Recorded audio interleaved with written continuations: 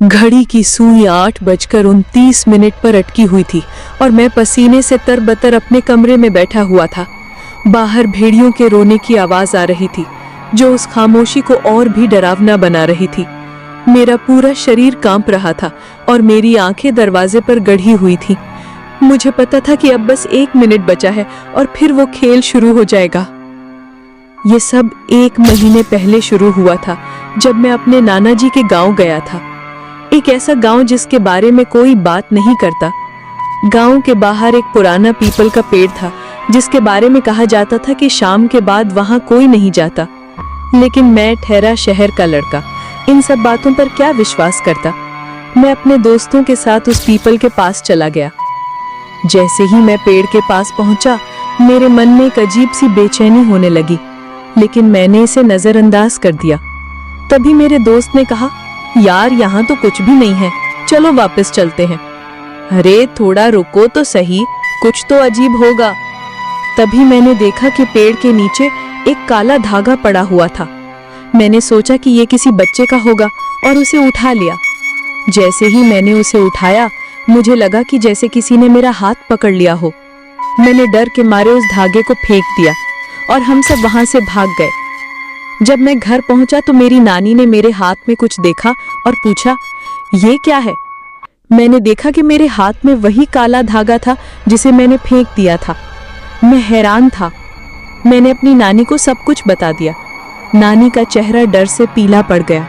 उन्होंने कहा, ये तुमने क्या कर दिया? ये तो वो धागा है जिससे शैतान का खेल खेला जाता है। मैंने पूछा, शैतान का खेल? ये क्या होता है? नानी ने बताया, ये एक ऐसा खेल है जिसे रात 8:30 बजे से 9 बजे तक खेला जाता है। जो भी इस धागे को उठाता है, शैतान उसकी आत्मा को अपने पास बुलाता है और अगर तुम 9 बजे तक बच गए तो तुम जीत जाओगे, वरना क्या नानी? वरना शैतान तुम्हारी आत्मा को हमेशा के लिए अपने पास रख लेगा। मैं बहुत डर गया। मैंने सोचा ये तो बस एक कहानी है और फिर मैं अपने कमरे में चला गया। लेकिन रात 8:30 बजे मेरा दरवाजा अपने आप खुल गया। बाहर कोई नहीं था, लेकिन एक ठंडी हवा का झोंका आया जिससे मेरी रूह कांप उठी। मुझे लगा कि कोई मेरे साथ है। मैं चुपचाप अपने कमरे में बैठा रहा। तभी मेरे कानों में एक अजीब सी आवाज आने लगी, अब मौत का खेल शुरू। मेरी रूह कांप उठी। मैंने अपनी आंखें बंद कर ली और भगवान का नाम जपने लगा। रात के 8:30 बज चुके थे और मेरी हिम्मत जवाब दे रही थी। मैंने सोचा कि अगर मैं भाग जाऊं तो क्या होगा। मैं हिम्मत करके अपने कमरे से बाहर निकला और मैंने देखा कि मेरे घर के हर कोने में अंधेरा छाया हुआ है। मेरे गले से आवाज नहीं निकल रही थी। तभी एक शैतान नजर आया।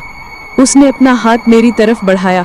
मैंने डर के मारे अपनी आंखें बंद कर ली और जब मैंने आंखें खोली तो वो गायब हो चुका था। मैंने सोचा, क्या ये मेरा वहम था? 8:45 हो चुके थे। अब सिर्फ 15 मिनट बचे हैं।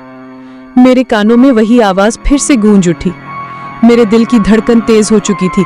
मुझे लगा कि अब मैं नहीं बच पाऊंगा। मैं तेजी से अपने कमरे की तरफ भागा।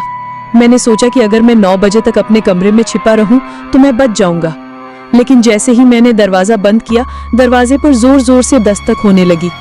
तभी मैंने अंदर से चिटकनी और ताला लगा दिया। मुझे लगा कि अगर मैंने दरवाजा नहीं खोला तो वो दरवाजा तोड़ देगा।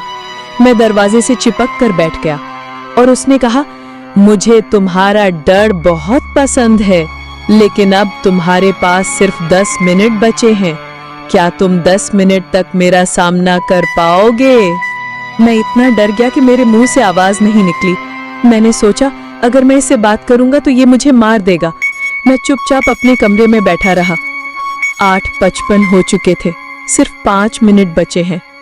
तभी मुझे लगा कि कोई मेरे बिस्तर के नीचे से बाहर निकल रहा है। मैंने डर के मारे ऊपर देखा तो छत से एक साया मेरे ऊपर गिर रहा था। मैंने देखा वही डरावना चेहरा मेरे सामने था। उसने कहा, मैं तुम्हें बहुत पहले से देख रहा हूं और अब मैं तुम्हें अपने साथ ले जाऊंगा। नहीं, मुझे जाने दो, मुझे छोड़ दो, बस मुझे जाने दो।